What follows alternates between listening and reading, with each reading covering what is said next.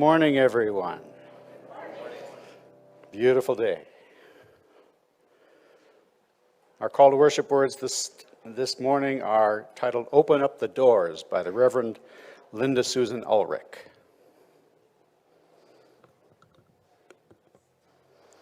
Open up the doors. Push on looming wooden arches embroidered with ironwork. Brace shoulders against the weight of history, unmoved. Slough off the musty smell of unused joy and stored up sorrow.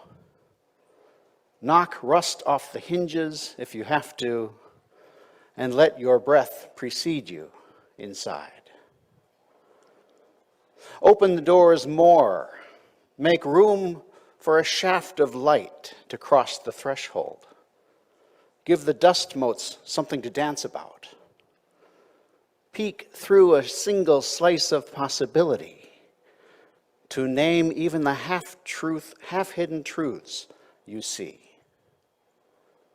Open the door wider still. Pour yourself through the gap. Strut or sneak or sidle as suits you best. Cleanse whatever scrapes catch your skin and bind up the wounds that keep you from entering whole. Open the doors as far as they will go. Draw on the strength of the stones beneath you. Ground yourself in a firm sense of who you are. Stand as a beacon, welcoming the next seeker, and shine far beyond the lintel and sill. Open all that you are, heighten and deepen your connections to the world around you. Broaden your definition of neighbor. Grow into the largest target of grace that you can muster, and pray to become a gateway for ever greater love and compassion. Open up the doors, my friends, lest we keep the stranger out and condemn ourselves to prisons of our own making.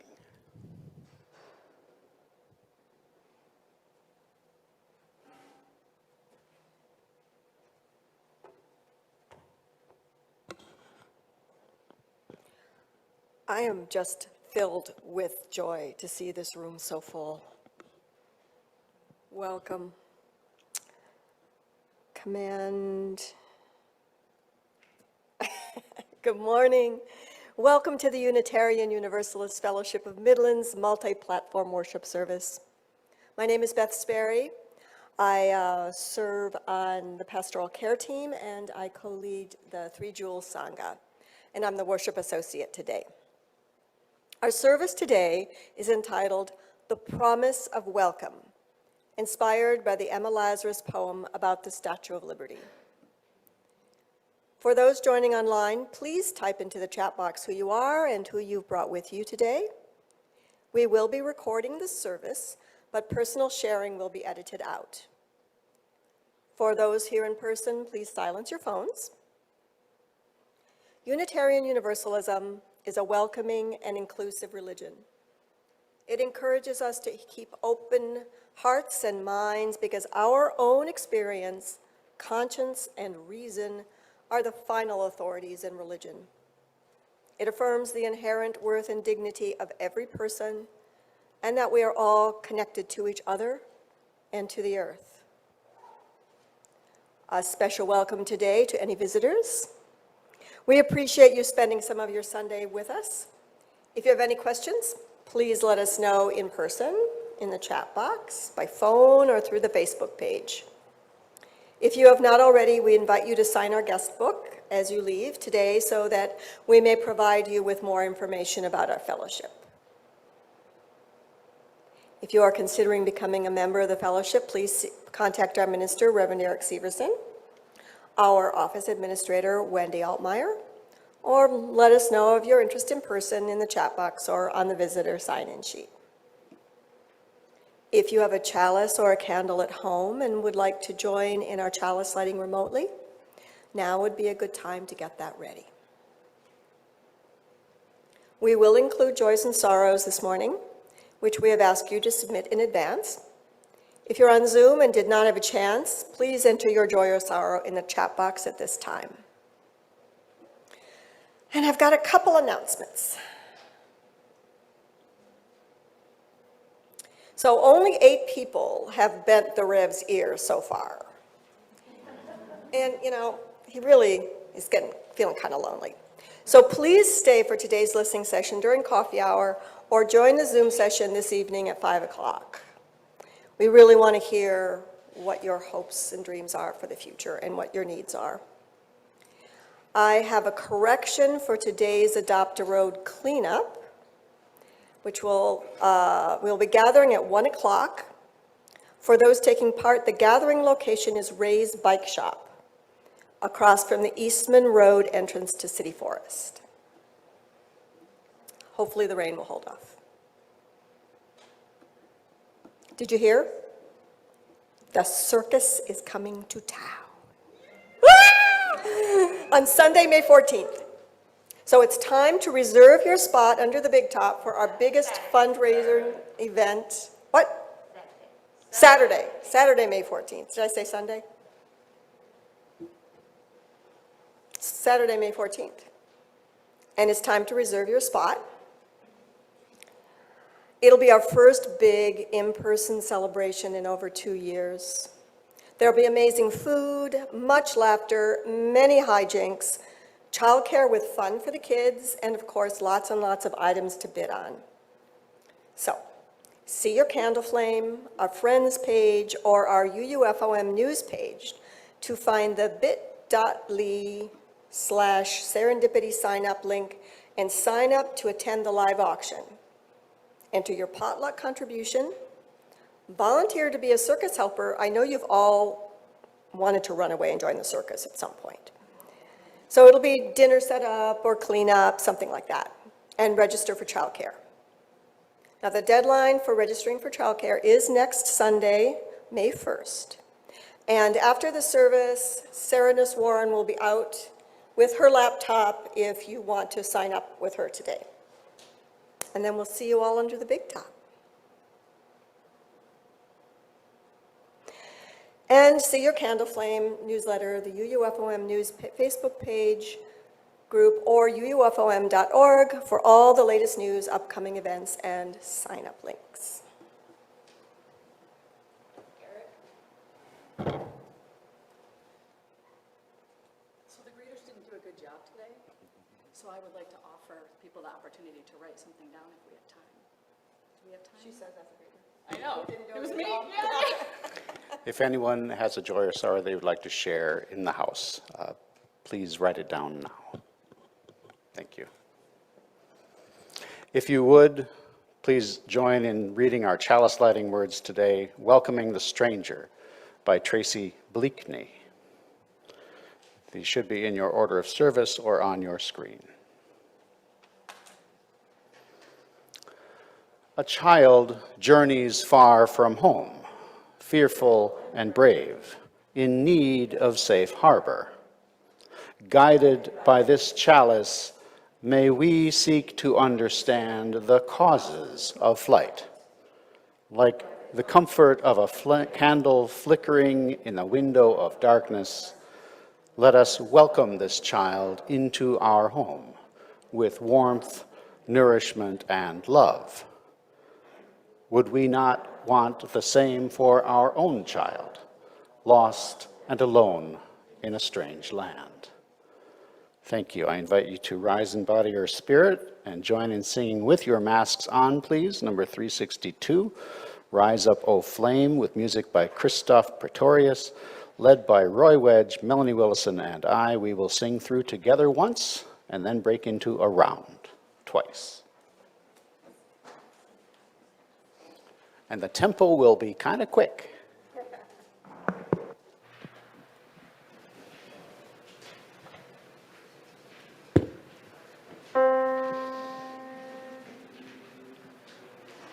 Sorry.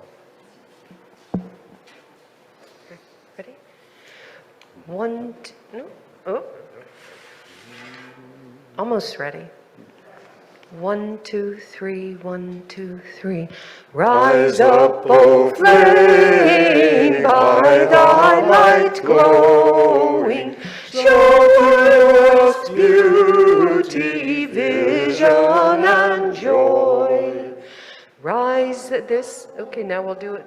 Now we'll do it around this group, and then Roy's, and then Eric's. Are we ready? Rise up, O flame, by thy light glowing, show to us beauty, vision, and grace. Rise up, O flame, Rise up, O flame, by thy light flame, by thy light glowing. Rise up, O flame, by thy light glowing, show to us beauty, vision, and joy. Show to us beauty, vision, and joy. Thank you.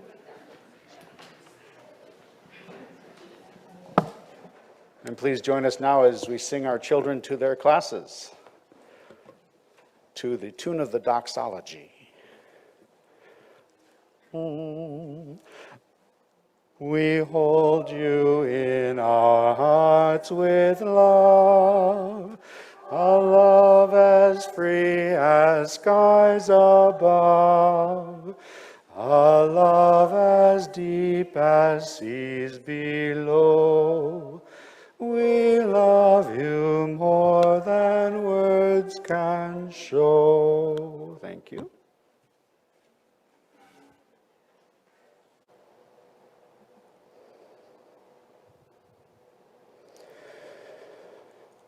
As a pastoral response today, I share these words from the Reverend Matthew Johnson titled, "Come, come whoever you are welcome here."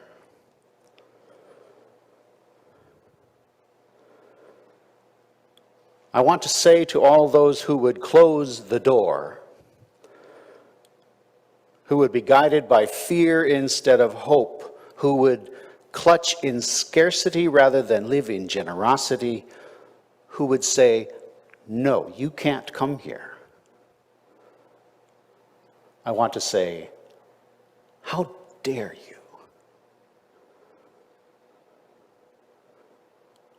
For the Lord your God is God of gods and Lord of lords, mighty and awesome, who is not partial and takes no bribe, who executes justice for the orphan and the widow, who loves strangers, providing them with food and clothing. You shall also love the stranger, for you were strangers once too. The book of Deuteronomy.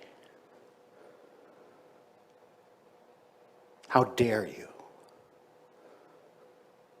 Listen to the voices. See the faces. Open your heart.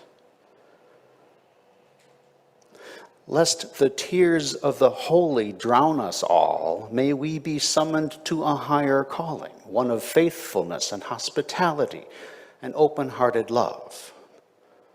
The best of us, and not the worst. Both impulses are in our history and in our present. That colonizing and nativist, the supremacist, that's part of our history. The part that says difference is scary, and there isn't enough, and so it's just for us. That is part of who we are, and who we who live here in this land. But it's only part of our history, and only part of our mythos, our story about ourselves. Another part of our story is welcome. The table open, the door open, the heart open. the embrace of variety and diversity as quintessentially American, the land of freedom regardless of origin or color or faith, the affirmation that there's plenty, there's enough. Come and be welcome. That's another part of our story. When we give thanks this week, give thanks for the best of our story. Give thanks for those who have made journeys of time and space, and journeys of the heart, including yourself. Give thanks that there is plenty. Give thanks for hope and love and possibility. Give thanks for love, which, despite what you might see on the news, is stronger in the end than hate. Give thanks, and from that place of generosity, that place of gratitude, open your heart, open your door, be a living witness of the spirit of hospitality. In joyful thanksgiving, whose bounty we share, come and go with me, take one more step, when bound to human care and hope, then we are free. In awareness of the truth of our own stories, our own contingency and fragility, our own need to be welcomed, we can see in the faces of one another. We can hear in the voices of one another the core humanity, our siblings, our family, our neighbor, and say, come. Come whoever you are welcome here.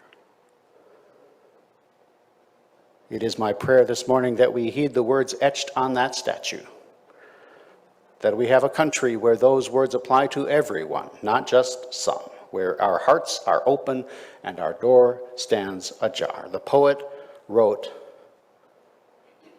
not like the brazen giant of Greek fame, with conquering limbs astride from land to land, here at our sea-washed sunset gates shall stand a mighty woman with a torch, whose flame is the imprisoned lightning, and her name, Mother of Exiles. From her beacon hand glows worldwide welcome. Her mild eyes command the air-bridged harbor that twin cities frame. Keep, ancient lands, your storied pomp, cries she with silent lips. Give me your tired, your poor, your huddled masses yearning to breathe free, the wretched refuse of your teeming shore. Send these, the homeless, tempest-tossed, to me. I lift my lamp beside the golden door. May it be so, and may we make it so.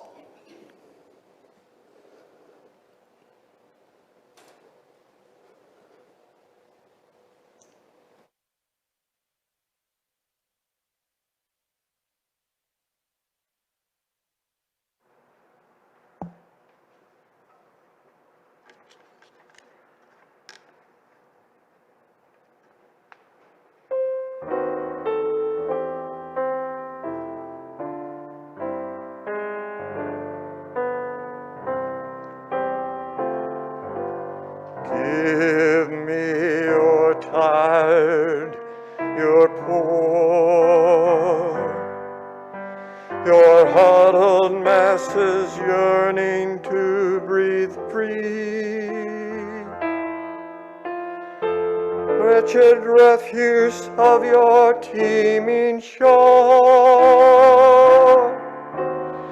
send these, the homeless tempest-tossed, to me. I lift my lamp beside the golden door. Give me your tired, your poor, your huddled masses yearning to be free. The wretched refuse of your teeming shores. Send these, the homeless, tempest-tossed, to me. I lift my lamp beside the golden door.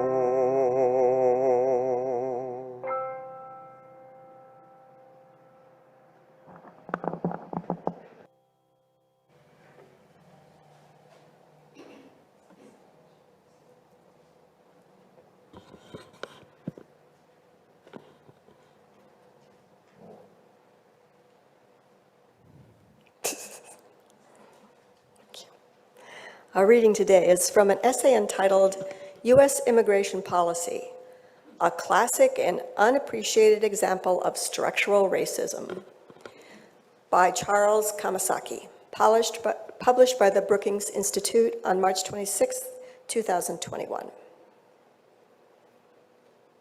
As we view images of families and unaccompanied children attempting to flee violence in their home countries for a better life here, one cannot help but wonder if they weren't from Latin America, but white immigrants from Europe, would they be treated differently? Examining immigration policy through a systemic racism lens reveals that today's largely Latino undocumented immigrants face far harsher consequences than white Europeans of years past for the same exact offense of unauthorized entry.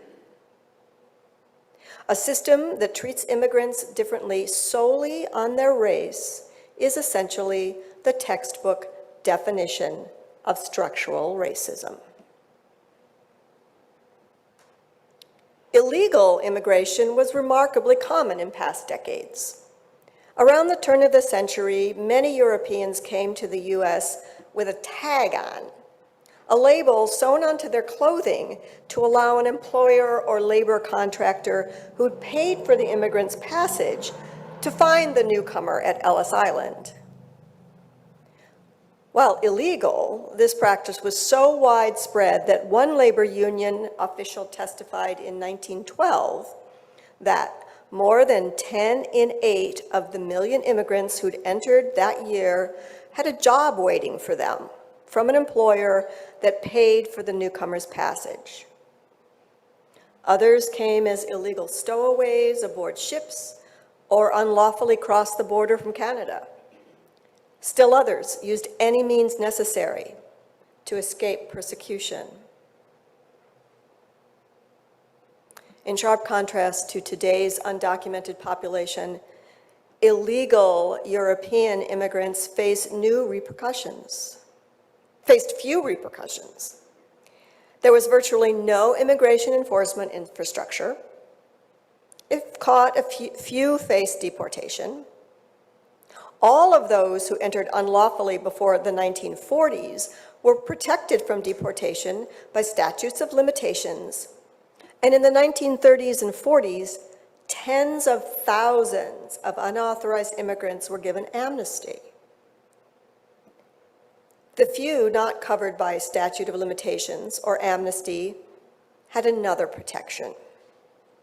Until 1976, the government rarely deported parents of US citizens. There were no immigrant restrictions on public benefits until the 1970s. And it wasn't until 1968 that it became unlawful to hire an undocumented immigrant. In sum, From the early 1900s through the 1960s, millions of predominantly white immigrants entered the country unlawfully, but faced virtually no threat of apprehension or deportation. Businesses lawfully employed these immigrants who were eligible for public benefits when they fell on hard times. By contrast, the undocumented population today, mostly Latino and overwhelmingly people of color, receive none of the privileges accorded to previous generations of white immigrants. The toughening of immigration laws coincided with a shift of immigration from Europe to newcomers from Latin America, Asia, and Africa, often in the context of racialized debates targeted mainly at Latinos.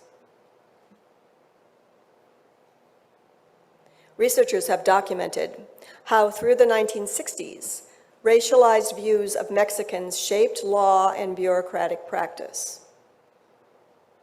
Over the next decade, Congress ended the Bracero program, which had allowed as many as 800,000 temporary migrants from Mexico annually to work mainly in agriculture, cut legal immigration from Mexico by 50%, and ended the long-standing practice that parents of U.S. citizens wouldn't be deported. Reducing lawful means of immigrating predictably led to a rise in unauthorized entries, which was met with calls for tougher enforcement. Restrictions on access to public benefits came next. Amidst a highly racialized debate, in 1971, then Governor Reagan pushed through a sweeping California welfare reform plan that denied benefits to unauthorized immigrants. Other states and the federal government soon followed suit.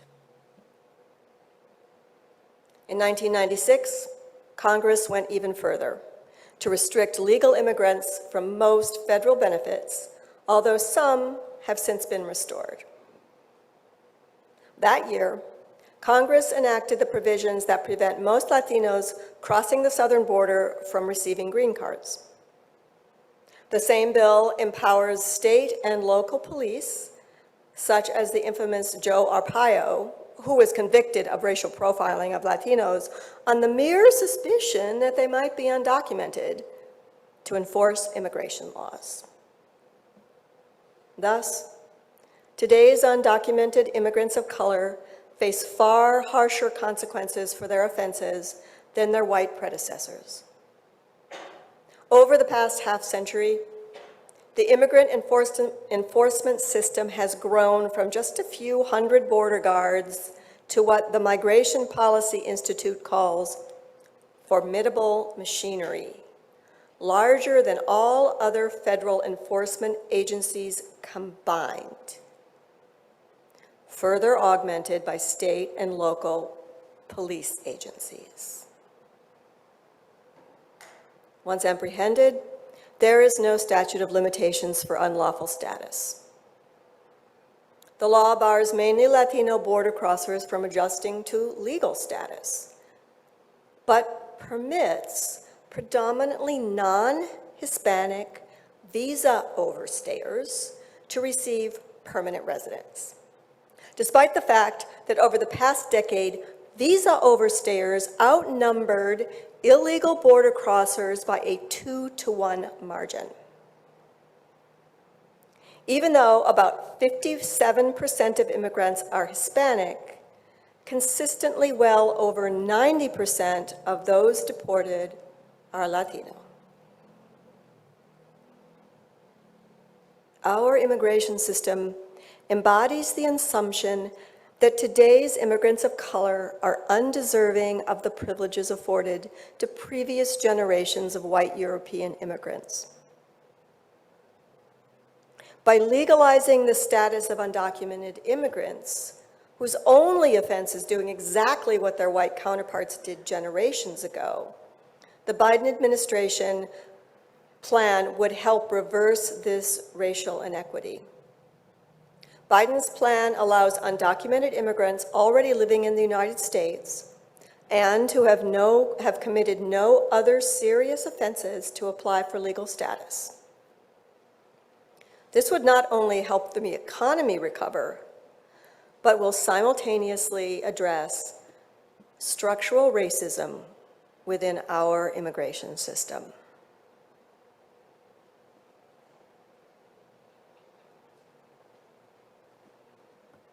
Our next interlude is entitled, "Would You Harbor Me?" by Issei Maria Barnwell, shared by our choir, directed by Andrew Schultz.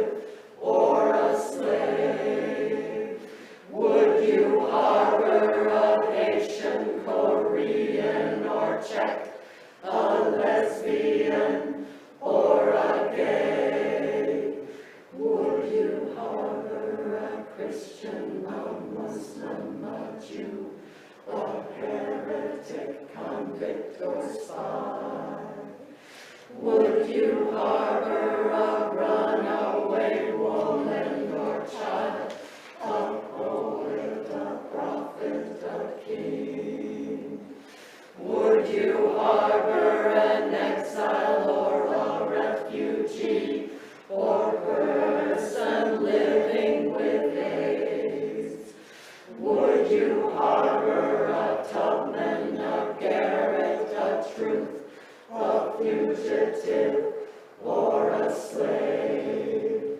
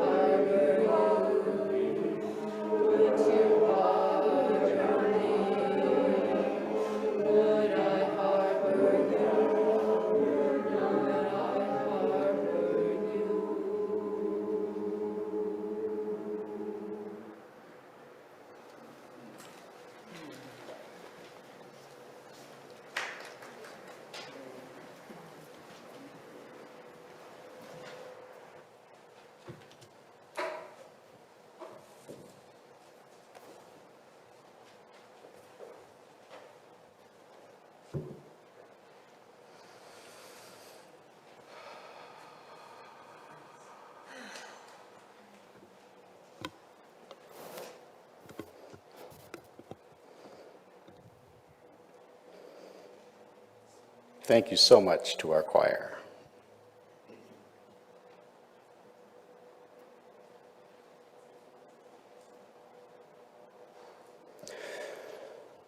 Broadly speaking, today's sermon topic was selected by fellowship members Judith Hill and Sarah Clave, who had the winning bid at last year's Serendipity auction.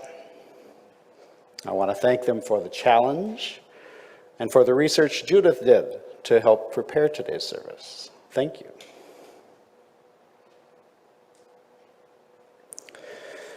We in the United States are neither the melting pot we once believed we were, nor as egalitarian as we believe we are today. Since 1960, the vast majority of immigrants to the United States shifted from about 80% European to about 80% Latinx and Asian. And this continues to include just a tiny fraction from Africa. As today's reading laid out, our immigration system has been used since our nation's founding to uphold a racist system that benefits immigrants of European descent over immigrants of color from other areas of the world.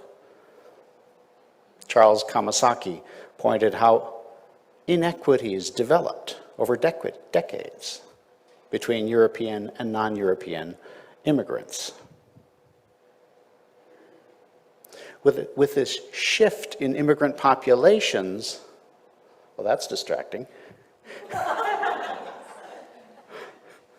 Thank you, Simon.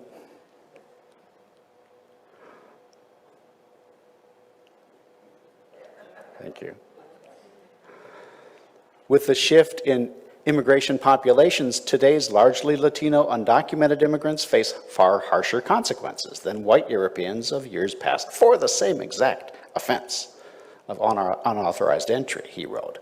A system that treats immigrants differently solely on their race is essentially the textbook definition of structural racism. In contrast to today's undocumented population, illegal European immigrants faced no immigration enforcement. Few faced deportation. Until the 1940s, they were protected by statutes of limitations, and tens of thousands around that time were given amnesty. And until 1976, we rarely deported parents of U.S. citizens. There were no restrictions on public benefits until the 1970s, and it wasn't until 1986 that it became unlawful to hire an undocumented immigrant. Coincidence? These changes were intentional. Tougher immigration laws coincided with the shift of immigration from Europe to newcomers from Latin America, Asia, and Africa. The enforcement system has grown from a few hundred border guards to a veritable army of officers and local police agencies. How can we not see these changes, as racist?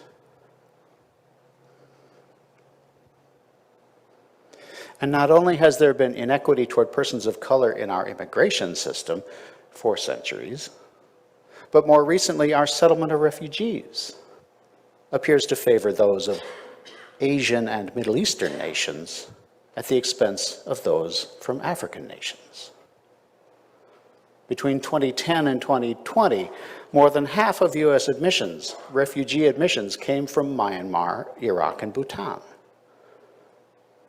Less than a quarter of U.S. admissions came from African countries, even though Africans make up more than a third of the world's refugee and displaced population. The Biden administration has pledged to increase refugee placements to 125,000 this year. But that is just, according to the numbers Judith gave me, just 0.5% of the world's 26 million refugees seeking settlement. and less than 0.25% of the 56 million internally displaced persons around the world waiting to be resettled. I do not understand the calculus involved in determining these numbers, but clearly, greater equity in U.S. policy and practice is needed.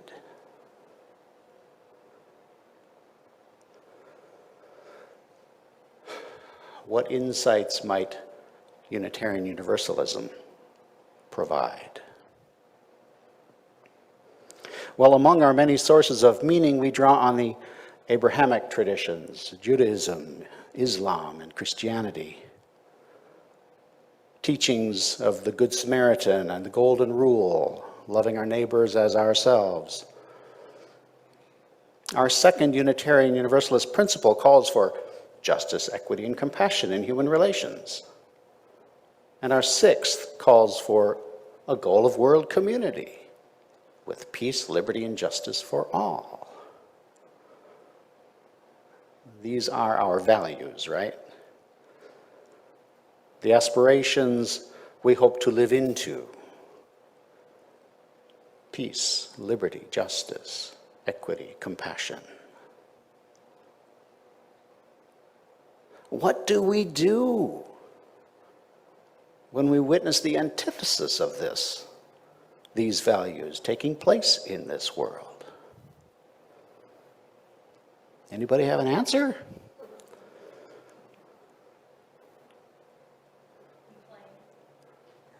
Complain. Get into good trouble.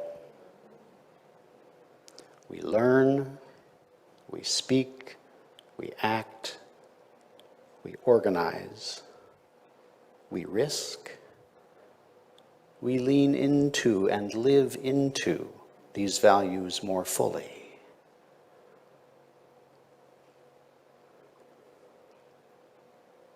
Our choral anthem today by Isay Barnwell made the moral choices more personal by boldly posing the questions: would you harbor me? Would I harbor you? I don't know.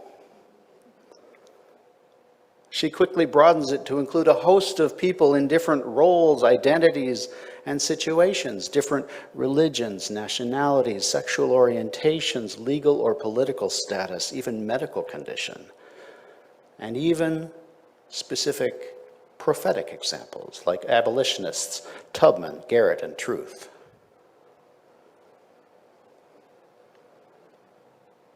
Imagine I told you that my parents brought me here illegally in 1970, none of us with any papers. Would you harbor them? Or me? Would it depend on circumstances? What if I'd stolen a car or money or assaulted someone? Would that change things?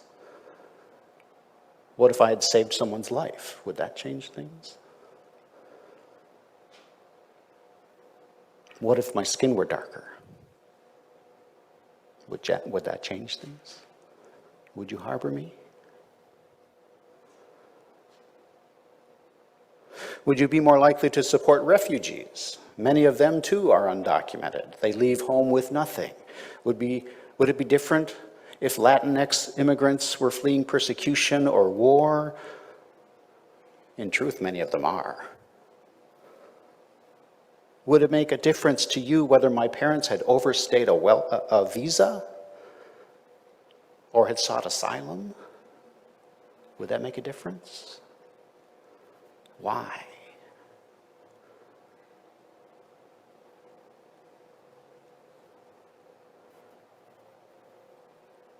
Reverend Matthew Johnson, in our pastoral response today, was very clear in applying his Unitarian Universalist values to this question. To those who would close the door, who would be guided by fear instead of hope, who would clutch in scarcity rather than live in generosity, who would say, "No, you cannot come here," he would say, "How dare you?" He quoted the book of Deuteronomy, lines about Almighty God being impartial, bringing justice to orphans and widows, loving strangers, giving them food and clothing, and God's directive to us, that you shall also love the stranger, for you were strangers once too.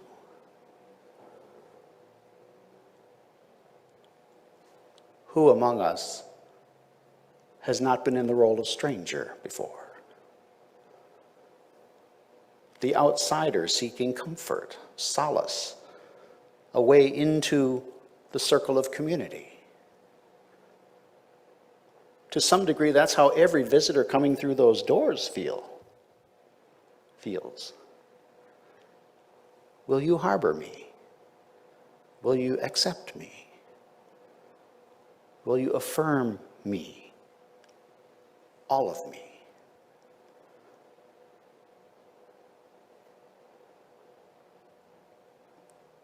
Reverend Johnson urges us to listen to the voices and see the faces and open our hearts. He invites us to be our best selves, open to a higher calling of faithfulness and hospitality and open-hearted love.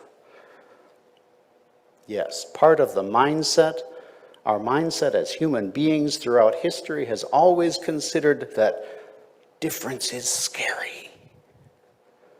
And there isn't enough. And so it's just for us. But that's only part of our history and mythos, only part of our story about ourselves. The other part is an openness, a welcoming, an embracing of variety and diversity. These are quintessentially American traits, he suggests. A land of freedom regardless of origin or color or faith, an affirmation that there will be enough.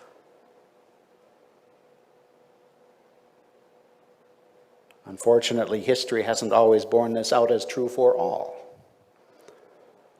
The system of racist structures and institutions, traditions and programs and laws, this ocean we've been swimming in all our lives and absorbing, clearly favors white folks over people of color, the rich over the poor. Our own faith tradition has struggled with this for decades.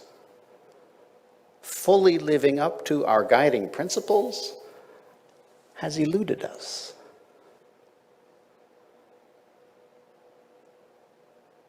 But that doesn't mean we can give up on them.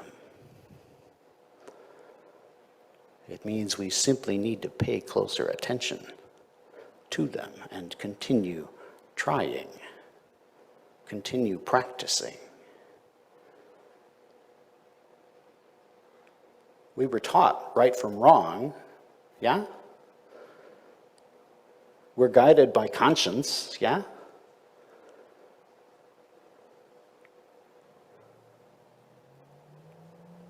Reverend Johnson calls us back to gratitude for the best of our story, for hope and love and possibility, to believe that love is stronger than hate, to be thankful for all those who've made journeys of time and space and of the heart, including ourselves. When we are bound to human care and hope, he wrote, then we are free. He invited us from that place of gratitude to open our hearts, to be living witnesses to the spirit of hospitality.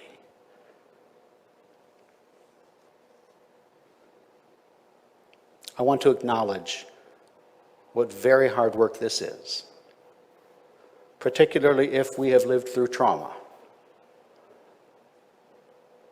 It is so hard to think anything but negatively about those who have harmed us.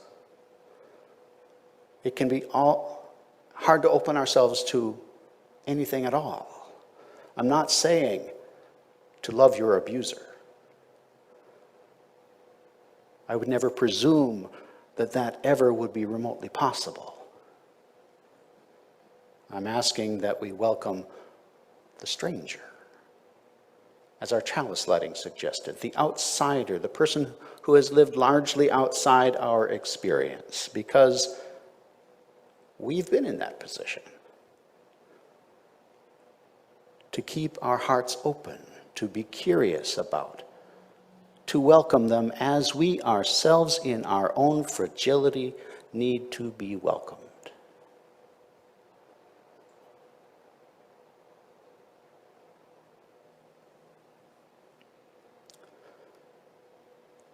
When Judith and Sarah suggested the topic for today, I could not get the image of the Statue of Liberty out of my mind. The power of that image to help shape our nation's identity and reputation. I recalled a song that I was not able to share with you today by the singing group Brother Sun. Some of you may know them. So I'm so grateful for today's musical offerings. Thank you to all of our musicians today.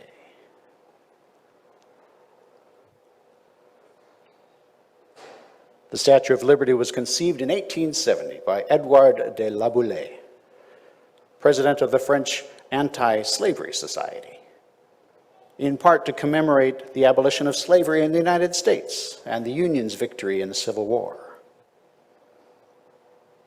French sculptor Frédéric Auguste Bartholdi designed his colossus on a representation of Libertas, the Roman goddess of freedom, worshipped back then particularly by emancipated slaves. The design originally had Lady Liberty holding a broken chain instead of a tablet. But the idea was too problematic for American financiers. And so the final design had the broken shackle and chain at her feet, where fewer people would see them. The statue's base, to be paid for by the United States, cost even more than the statue itself, paid for by France. Even the smallest contributions were welcome, including $1.35 sent by a kindergarten class in Davenport, Iowa. Wealthy New York poet Emma Lazarus, who'd been helping Eastern Europeans escape anti-Semitic pogroms, was asked to write a poem as part of a fundraising auction of art and manuscripts. Initially, she declined, but eventually found a way to express her empathy for refugees.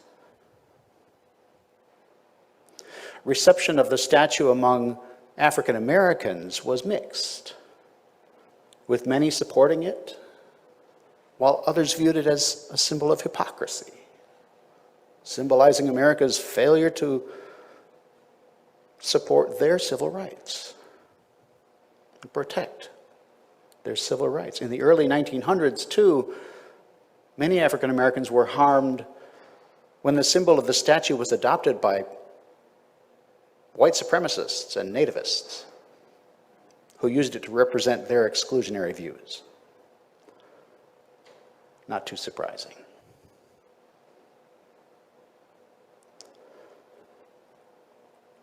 Reverend Johnson invited us to heed the words etched on that statue, that we have a country where these words apply to everyone, not just some, where our hearts are open and our door stands ajar. Yes, I'm going to read them again.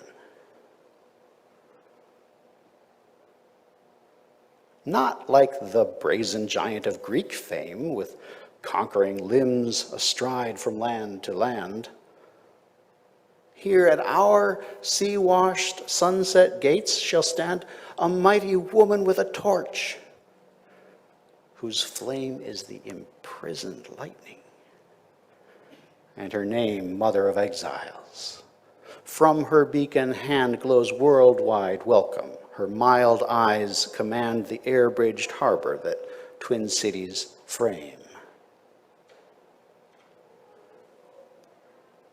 Keep, ancient lands, your storied pomp, cries she with silent lips.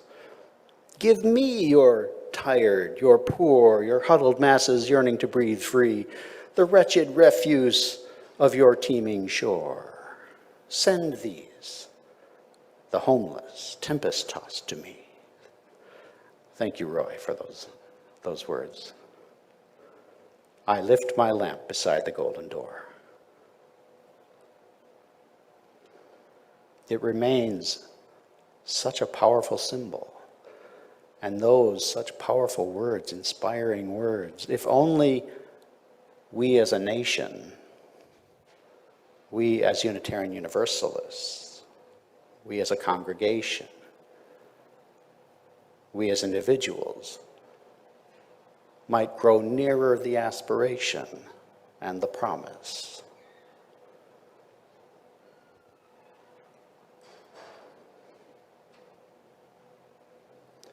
Reverend Linda Susan Ulrich, in our call to worship, invited us to open up the doors, to brace shoulders against the weight of history unmoved, to slough off the musty smell of unused joy and stored up sorrow. As we open further, we give dust motes something to dance about. Peek through a single slice of possibility. Name the half-hidden truths we see. Cleanse and bind our wounds. Draw strength from the stones. Ground ourselves firmly. Become a beacon shining far and welcoming the next seeker. Open ourselves to all that we are. Expand our connections to the world around us. Broaden our definition of neighbor. Grow into the largest target of grace we can. And pray to become a gateway for greater love and compassion. I know we can. So may it be, and may we make it so.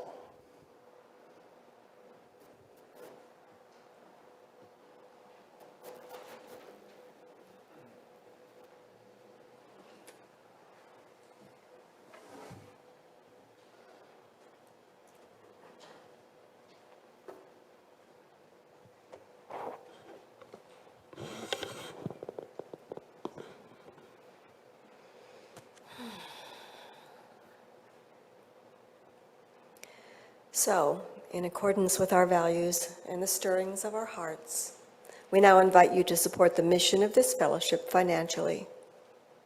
Please take a moment to write a check or to make a note to donate online at ufom.org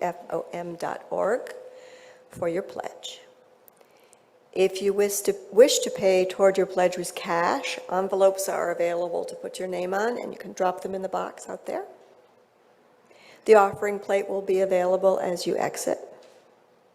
Your offering is greatly appreciated and gratefully received. Thank you for your generosity.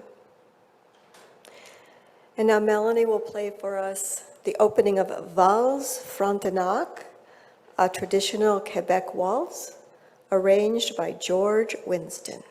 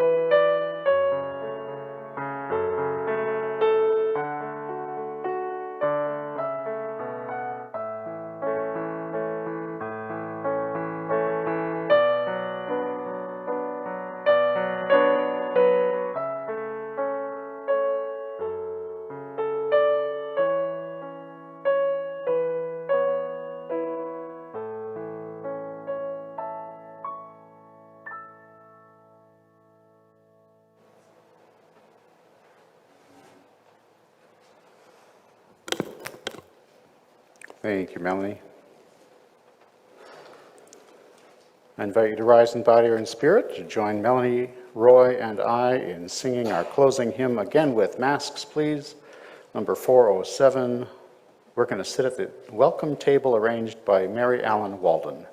Before we begin, just a few notes for context from the Reverend Kimberly Davis from her blog titled Notes from the Far Fringe. There are about as many versions of this song as there are verses. Many, many verses not printed in our hymnal. She urges caution to predominantly white congregations singing this song, because the welcome table is the one we who are privileged have not laid out for someone, for everyone. And we have to. Many verses were written and sung from a position of resistance. So I invite us to do the same, to sing not from a position of privilege, but out of shared resistance to oppression.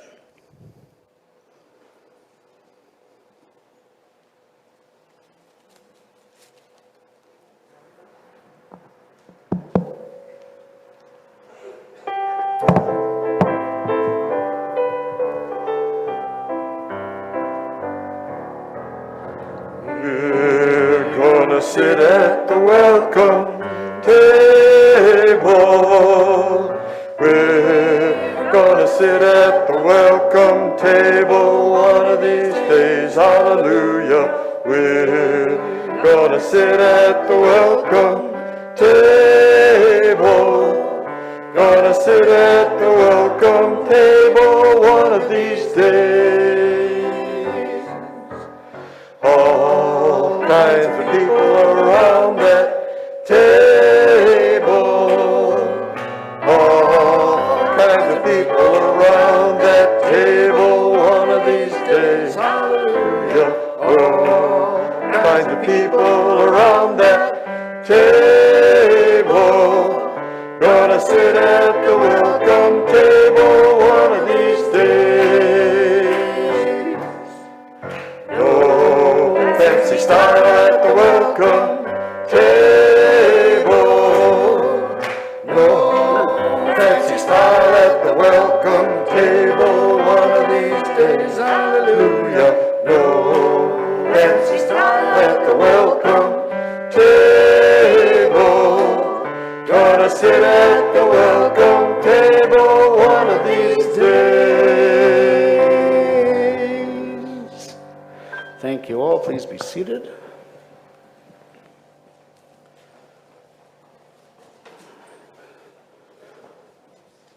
And please join me in reading our words of extinguishing the chalice by the Reverend Maggie Lovins. We extinguish this flame, but not its meaning and mission in our hearts. Our time together has come to an end. Go in peace, be of service to one another, and may you move through the world in love for all of your days. Thank you to all who joined us and made this service possible today. In a moment, we'll share in a postlude the closing of Valse Frontenac, based on the traditional Quebec waltz, shared by Melanie. After the postlude, we will invite our Zoom guests to join in breakout rooms and our in-person guests to stay for further conversation. Whatever you may encounter in the coming week, may you know the love and support of those around you. Until we're together again, many blessings.